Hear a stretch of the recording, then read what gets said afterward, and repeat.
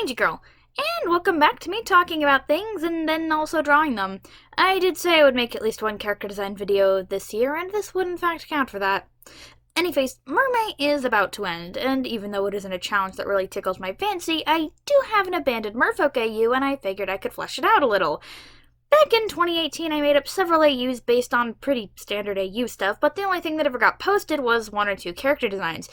So let's start to remedy that, or at least figure out what the heck was happening in this AU.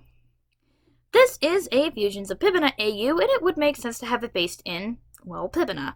Originally, I was thinking this AU would mostly take place in a small northern coastal town with rumors of mermaids living offshore, and then I realized it would make way more sense for this to take place in Pibina itself, and my idea came crashing down.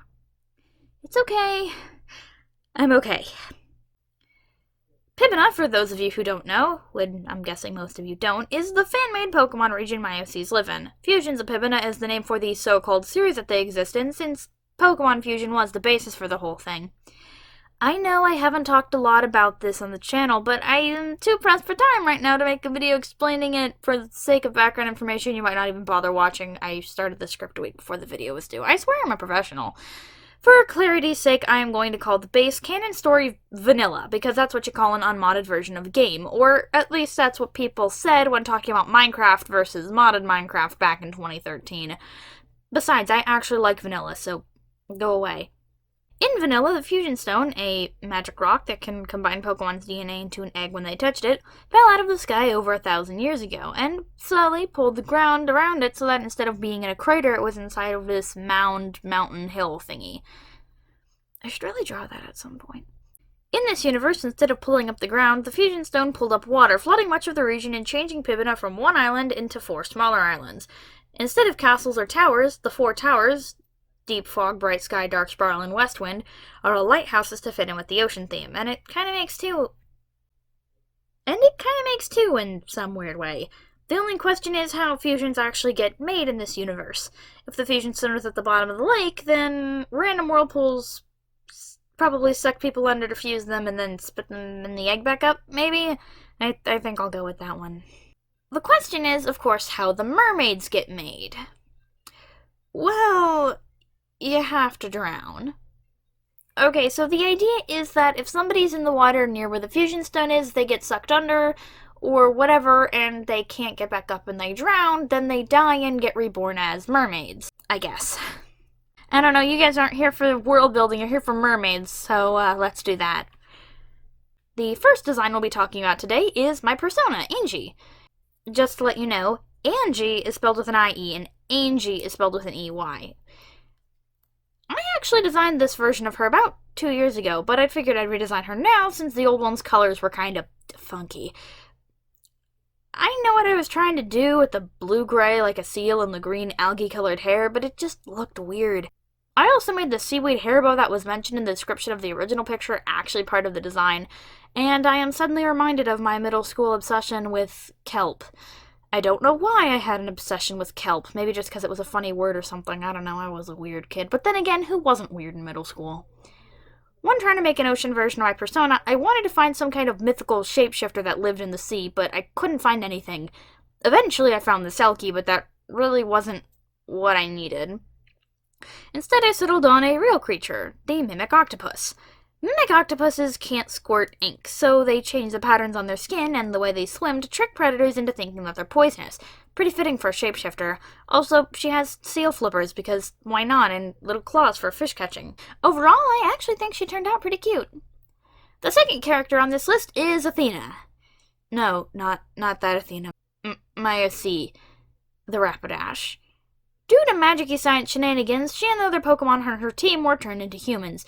Now, I love stealth puns and thematic appropriateness, but unfortunately the obvious pun of a seahorse was shattered by the fact seahorses cannot swim. Let me explain. Seahorses are in fact fish, but they are such weak swimmers that most of the time they just hold on to seagrass and float there. And with Rapidash being Pokemon known for being fast and competitive, that just wouldn't do. So instead of a seahorse, let's make her a merhorse, also known as a hippocampus.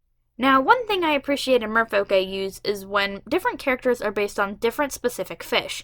So we have to find a fish that's fast and has a big fin thing on its back, like the crest flame mane thingy Rapidash has. If it had a horn on its face, that would be even better. Luckily, the fastest fish in the ocean, the sailfish, fits all of those criteria. Now, there aren't a lot of reference pics for sailfish from any other angle other than side view, and I had paper space, so I drew Pirate Sammy since I mentioned him earlier. Now, Sammy is short for Jessans, who is a fusion of Jessie and Sans, and I get it, MCSM wasn't that good of a game, but it meant enough to me in 2017 that I made half of my OCs based on characters from that game. Literally, that's why I have so many fusions.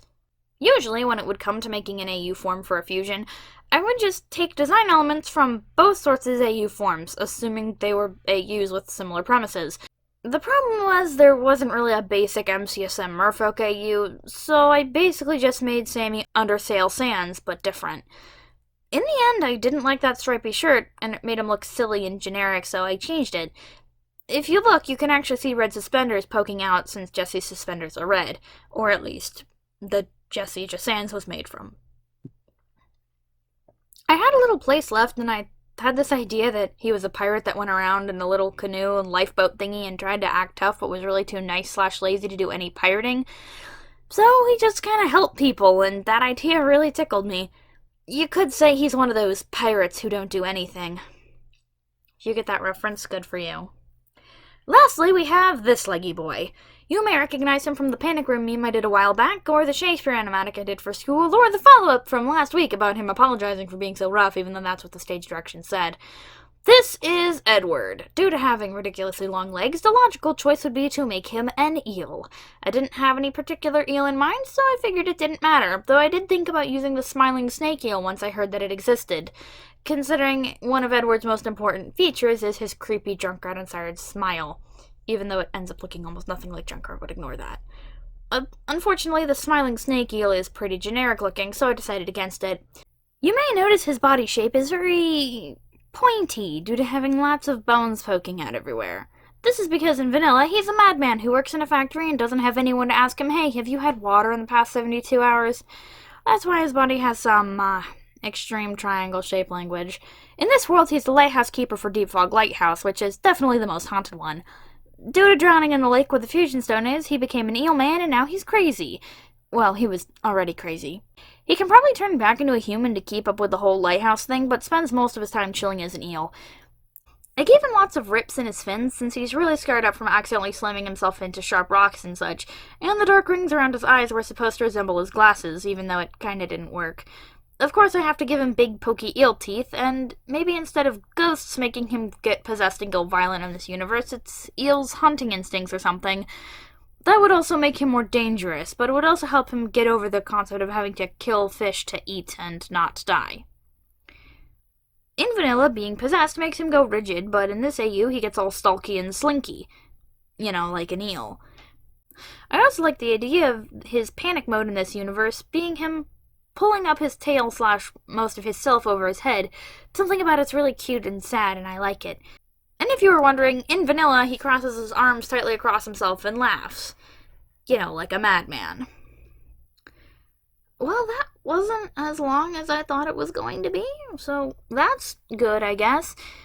I'm guessing a lot of people aren't going to be too thrilled about just listening to someone talk about their universe, but they will be much more interested in watching speed draws, so I am going to definitely be planning on doing more of these in the future. It kind of gives me an excuse to chuck exposition at people, and they actually kind of want to see it.